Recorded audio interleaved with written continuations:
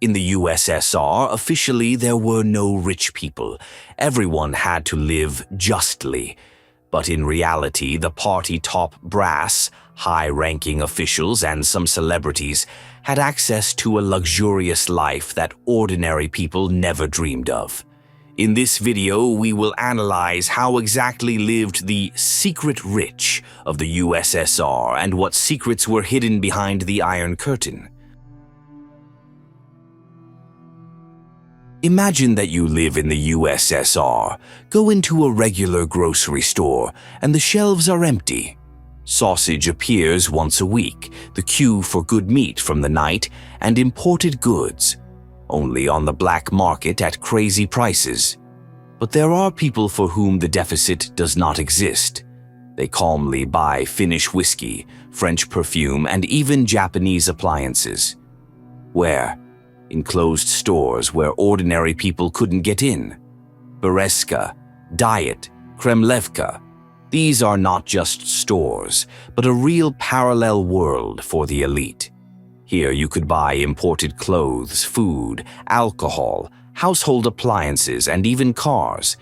But the main thing was that you could not go there with ordinary rubles. Payment was accepted only in currency or special checks, which were issued to diplomats, party leaders, and people especially close to the authorities. The ordinary Soviet person could only keep or use currency illegally.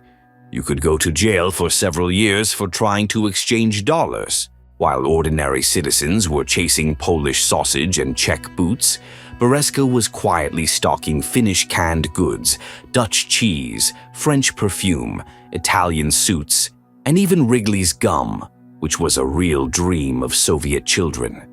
The closed stores of the USSR are proof that the elite lived by different rules.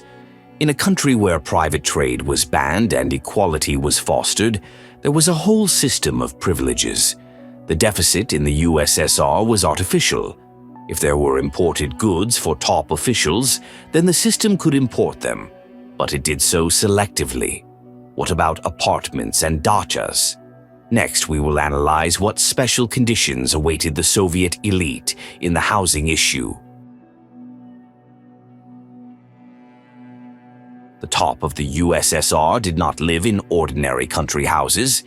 Dachas, for party bosses, are luxurious complexes with swimming pools, marble staircases, protected areas, and even bomb shelters. Stalin had a whole network of dachas throughout the USSR. One of the most luxurious in Abkhazia, a villa surrounded by mountains and sea, decorated with marble and rare woods. But Stalin was no exception. Brezhnev had a dacha in Zubalovo with a private garage and hunting, and Khrushchev had a spacious estate in Pitsunda. These houses were built in places with the best climate and complete isolation from the people. The dachas belonged to the state, but officials used them as their own. If one general secretary left, another one came to the house, and ordinary people could only dream of such comfort. In the elite houses on Kutuzovsky Avenue were not only spacious apartments, but also underground bunkers in case of war. An apartment in such a house is high ceilings, separate offices and dining rooms, windows overlooking the Kremlin or the Moscow River, elevators with guards and personal drivers. While propaganda talked about justice, the party top brass had their own special conditions. But if a select few had dachas and apartments, how did they get around the city? Ordinary people stood in line for a Zhiguli, but what did the elite have? A Soviet man had only a few car options: Zhiguli, Moskvich, and Volga, and that was if he knew how to wait and had money. For high-ranking party officials, there were special cars, ZIL. These cars were not for sale and were created exclusively for the ruling elite. ZILs were so exclusive that even a rich man in the USSR could not buy them, only by permission of the Kremlin. These cars were characterized not only by luxury, but also by protection. For example, a special version of ZIL-4-105 had an armored body and could withstand shots from a machine gun. The elite traveled in these cars with motorcades and flashers, and ordinary people had to give way. General Secretary Leonid Brezhnev was a big fan of cars. While Soviet people rode on Moskvich and dreamed of Volga, he collected foreign cars that were forbidden for sale in the USSR. He had over 50 cars in his personal garage, including Mercedes-Benz, Rolls-Royce, Cadillac, and even a Ferrari. Expensive cars were often given to Brezhnev by foreign leaders, but he himself did not refuse new purchases. One of his favorites was a Chrysler Imperial given by American President Nixon.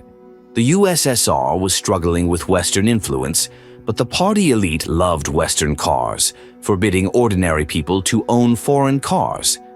But if the party boss's cars were special, their food wasn't like everyone else's. What did they eat when people were standing in lines for sausage?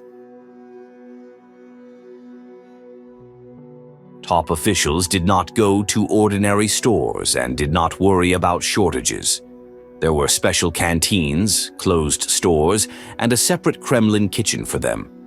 While ordinary people stood in lines for meat, in the Kremlin kitchen, cooks served tables with selected fish, expensive cheeses, and elite wines. In some special sanatoriums for top officials, even lobsters were served. In such places, there was a special diet rich in proteins, vitamins, and seafood. And in ordinary canteens, people ate on coupons and were happy even with cheap sausages. Why was there a deficit in the USSR? All because of the distribution system. Most of the products went for export or to closed distributors for the elite. Collective farms couldn't sell freely, and farming was forbidden. The Soviets criticized the luxury of capitalism, but lived like Western millionaires. Lobsters, elite meats, imported cheeses, all this was available not to the common people, but to the party top brass. Imagine, you need an urgent operation, but the hospital does not have the necessary equipment. Medicines are scarce, many drugs are on record, and doctors work in terrible conditions with outdated instruments. This is how most Soviet citizens lived. But for the party top brass, there was a completely different medicine, without queues, with imported drugs and the best doctors in the country. The main medical institution of the USSR was the Kremlin Hospital, which an ordinary person could not get into under any circumstances. This hospital used Western medicines that were not sold in regular pharmacies and were unavailable to ordinary people. For example, when the country lacked antibiotics, the Kremlin Hospital had an abundance of them. For party bosses, the best imported drugs from Europe and the United States, the very same drugs that Soviet propaganda called Western chemistry, were purchased.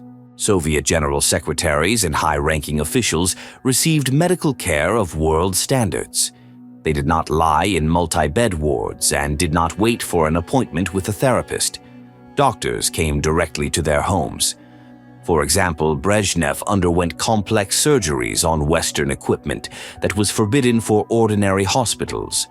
Although the USSR was officially a country of equality, in reality there was a strict division. Ordinary people lived modestly, while the party elite enjoyed privileges comparable to Western millionaires. Many secrets of their luxurious life were revealed only after the collapse of the USSR. Who knows, perhaps this inequality was one of the reasons for the collapse of the Soviet system.